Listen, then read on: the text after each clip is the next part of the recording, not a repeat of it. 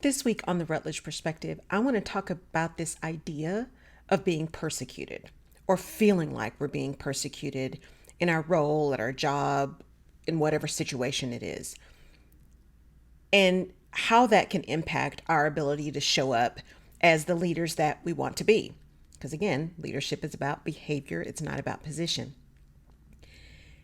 The challenge with this idea of persecution is emotion, right? That feeling that everybody's against us, we don't understand what's going on, how come people don't listen, et cetera, et cetera, et cetera, et cetera. And when we get, as they say, in our feelings, we have a really hard time not only communicating our ideas and the point of what we're talking about, but we also have a hard time understanding and hearing and listening to what other people are telling us. We have a difficult time accepting feedback and accepting other perspectives because we're all emotional. We're in our feelings, right? We're in that, maybe that dorsal vagal or that sympathetic. We're just in fight, flight, or freeze mode, just way emotional. And the challenge with that is when you're that emotional, you have a hard time connecting.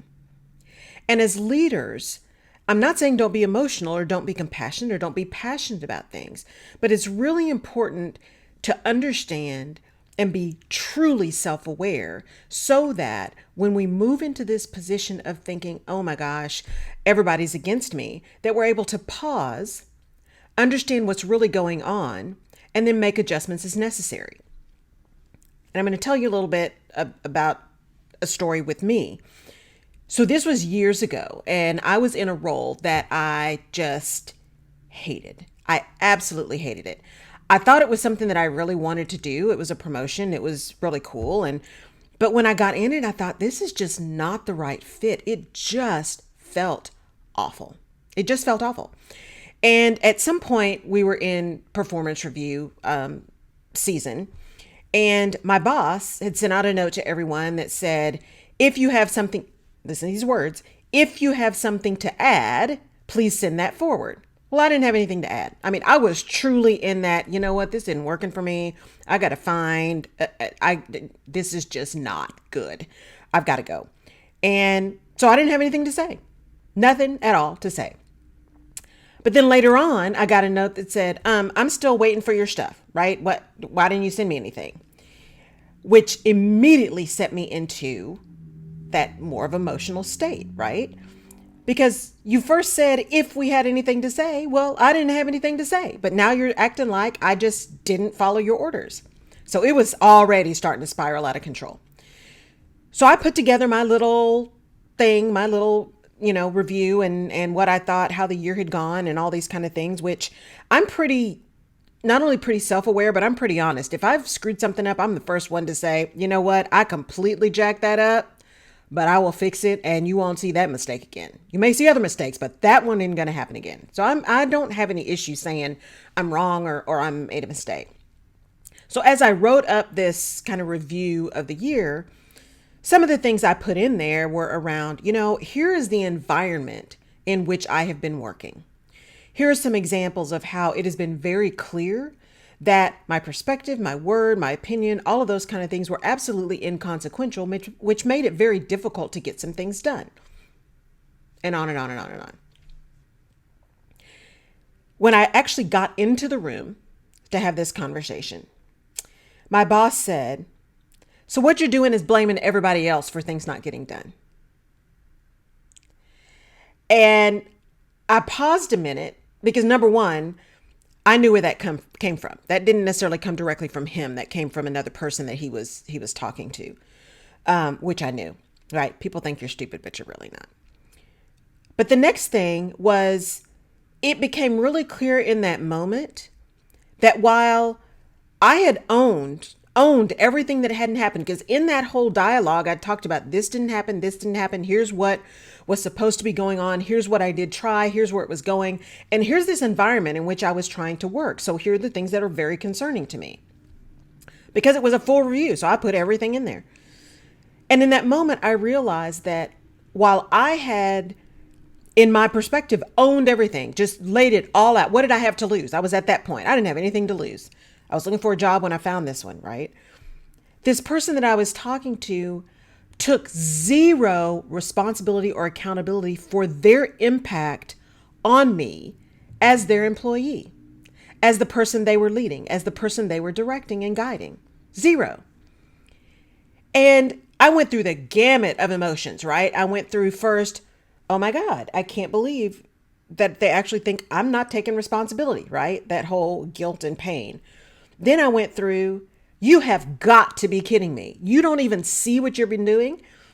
And then finally I got to this kind of resolution that said, well, now I'm confirmed that this is just not where I need to be.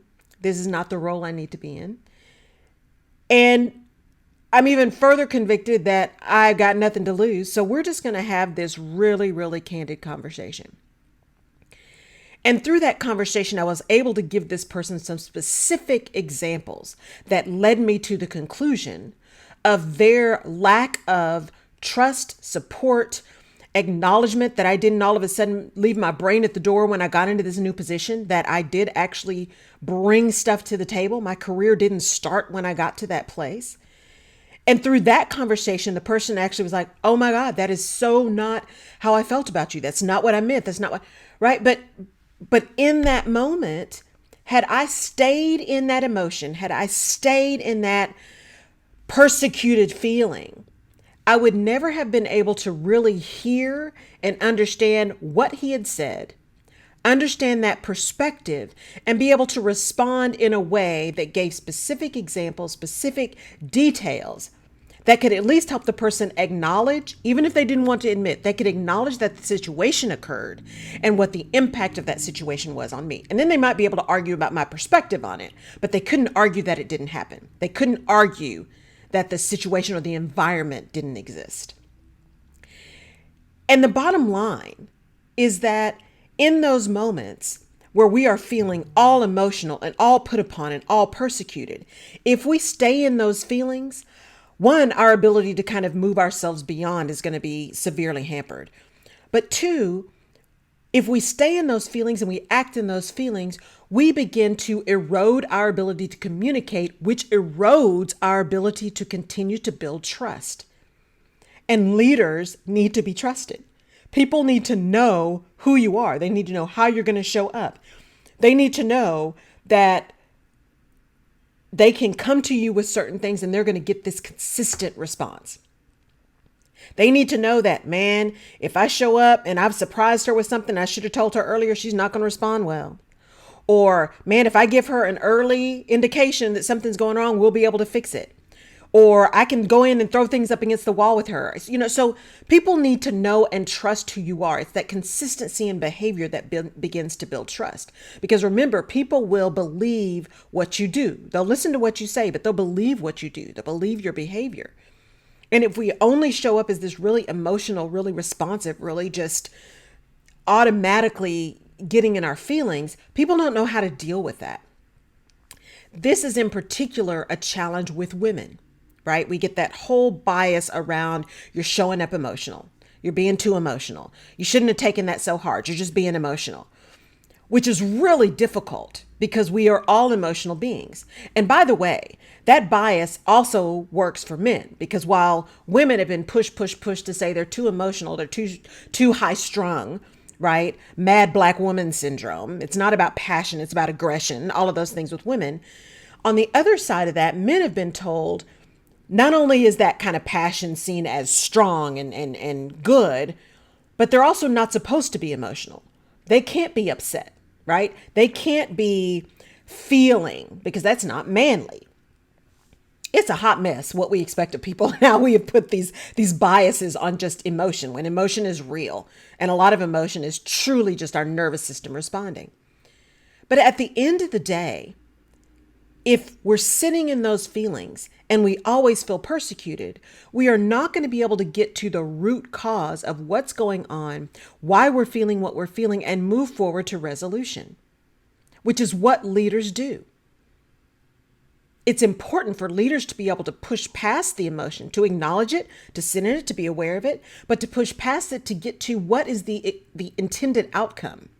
What is the expected behavior that is going to get us where we need to be? How am I going to be able to communicate in a way that gets us to the intended goal.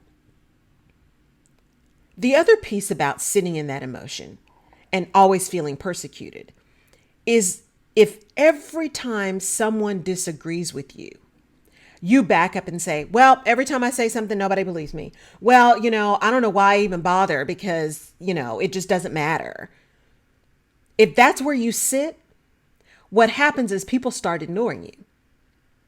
Or they'll come into a meeting and they'll say, okay, well, here she goes again, or here he goes again.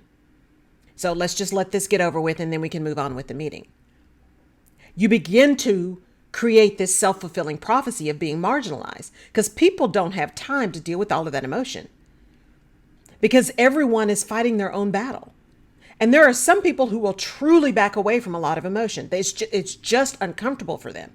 There are other people who will lean into it.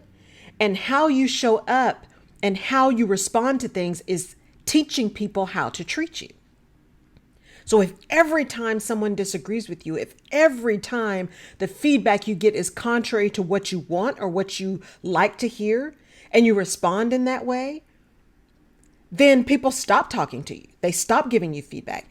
And by not giving you feedback, they're also not telling you when something is about to happen, which could be detrimental to your goal, to your person, right? To your organization, because it's not worth it to them. It's not worth it to them to deal with your response. It's not worth it to them to have the argument with you about how you are so put upon and you're so persecuted. So that quote I put up on Monday about, never let me get to the point where I always feel persecuted just because someone disagrees with me is really critical for leaders. It's about being so self-aware that we know where our issues are. If there's one thing I know me and I know my issues. I know when I can be emotional. I know when I get done. I know when I stop listening. I know these things. I am very, very aware. And I'm so aware that I am able to short circuit them. I've learned over time. So don't get me wrong. I didn't come out of the womb being able to do this. I've learned to recognize them and be aware of them and be able to short circuit some of that behavior. I've also learned at this age that there are some things that I will short circuit and still decide to address in the same manner because it's important in the time to do that. And there are other times when I'll short circuit it and decide, you know what, we're just going to pass on that because it's not worth the energy, or we're going to reframe that as opposed to how I was initially going to respond. I also know myself well enough to know that there are times when you're just done. You're not angry. You're not irritated. You're just done. And that's okay too. But in order for you to be the leader that you want to be, you can't sit in that persecution. You can't sit in that space where everything is against you. Everything is for your detriment. One, because most of the time that is not true. There may be detractors and there may be people who have hidden agendas that are not beneficial to you, but everyone is not out to get you. Everything is not stacked against you. Sometimes things just happen. And sometimes it's our own behavior or our own response or our own perspective that puts us right dead center in that situation that is now making us feel persecuted. So the first step is to truly be self-aware, to remember how to listen actively. What are people saying? What are they not saying? What is body language saying? Be situationally aware. What's going on? Where are we supposed to be going? Are there other agendas that were in the way here? Because if we are so focused on us and the impact to us and what it means for our agenda, we lose sight of all of that other stuff that's impactful. I will say it again, right? Those who don't like to listen to understand and are always listening to respond because they really want to have their idea be the idea, I'm going to challenge you to turn that on its head and say the best way to get your idea across is to know what everybody else's perspective is. And the best way to know everybody else's perspective is to listen actively, to not sit in that emotion of persecution, to not take everything as an affront to you. And here's the thing. When you are in that space where everything isn't an affront to you, when everything isn't you being persecuted, when every disagreement isn't a personal attack, you are much better able to discern when you are truly in a situation of bias, of microaggression, of people who truly have or do not have your best interest in mind. You're able to be much more discerning on that because you kind of waded through the noise. Because just like they say, when everything's a priority, nothing is. When everything is against you, nothing is, right? When everything is a problem, maybe you're the problem. And this is not to say, let me be very clear, this is not to say that we don't all have challenges, that we don't all have situations where we go through a season where things are just tough. Things are tight. Things are hard. Things are difficult. It's just a good day when we can just get up in the morning. We all have those periods of time, and we have to honor those, and we have to be able to have that self-care and that process of allowing ourselves to have a moment. That's why you have a village. So you have people around you who can surround you with their love and their care, right? And their concern, and just puts their arms around you and lift you up and say, you know what? I know you're having a moment, but we're here. Even if that's just sitting in silence and saying, you know where I am if you need me. So we have to be able to understand that and acknowledge that and be aware of the times when we are having difficulty. But we don't have to sit in that dorsal vagal. We don't have to sit in that fight mode either, where everything is a fight, because everything isn't a fight. Just because you're invited, as the theme says, just because you're invited to the fight doesn't mean you have to show up. Just because someone is trying to goad you into an argument doesn't mean you have to engage. Sometimes walking away is the best thing you can do. There is a lot of power in silence. Think about those people who talk all the time. All the time. How often do you stop listening to them? Right? The people in the meetings where you're like, well, they're going to be taking over the meeting, and you start checking email, or you start checking text, or you start doodling, whatever, right? You figure they'll get to a point eventually, but you know you got a good 10 minutes before they get to that. So you just kind of disconnect. But think about those people in contrast to the person who says very little. Very little. But when they do say something, all ears open, all eyes are trained. Because since they say so little, and when they do say something, it's on point, they have garnered that level of trust, that level of engagement that says, you know what, if they're saying something, we need to pay attention. Which side of the spectrum do you want to be on? That person whose input is valued, that's listened to, not necessarily always agreed with, but at least is given airtime, versus the person who's just kind of blown off because they've always got something to say. Because that person who's always got something to say most likely is also a person who always feels persecuted, because their idea isn't always going to be the final idea. So as you begin to sit into your leadership, again, sit into your skill, sit into your personhood, try to manage being in your feelings. Try to manage how you're showing up and how you're thinking about how you're engaged and how people engage with you. Because sometimes it's not about you. Actually, most of the time it's not about you. It's about the other person, right? And how you're engaging with them. Think about how you're managing your emotions so that you're not necessarily leading with emotion. Because people can't handle that. Sometimes they're doing everything they can to handle their own stuff. And if you're coming at them with emotion all the time, it's just one more thing that they just can't tolerate on their pile of other crap. Think about how you are showing up so that you are very clearly focused on the goal, the expected and intended and desired outcomes, and can modify and manage your behavior and your engagement in a way that gives you the greatest opportunity for success in achieving those. And maybe, just maybe, rethink that every time someone disagrees with you, they are not persecuting you. Because sometimes the person that is disagreeing with you the loudest may actually be saving you from something really bad. As my friend Lanier always says, sometimes rejection is protection. That's the Rutledge perspective for this week. Thank you so much for tuning in. I appreciate every single download, every single listen, every single comment. You guys are the reason that I continue to do this. I would love to know what else you'd like to talk about, how you find tricks to understand your emotions and where you are and how you deal with those so that you can show up as the strong leader that I know you are. We will have a fantastic, fantastic Labor Day weekend. Please be safe. Please continue to hold our neighbors in Louisiana in your thoughts and prayers. If you can help and support, please do so in any way that you can. And I will catch you guys next week. Take care.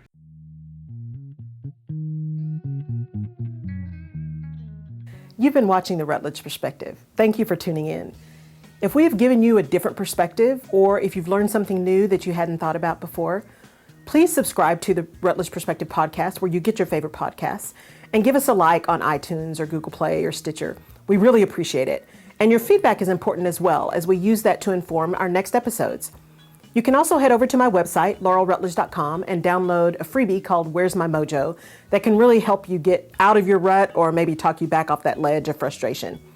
You can also find previous episodes of The Rutledge Perspective on laurelrutledge.com. I really appreciate your tuning in. Thank you so much, and we'll see you next time.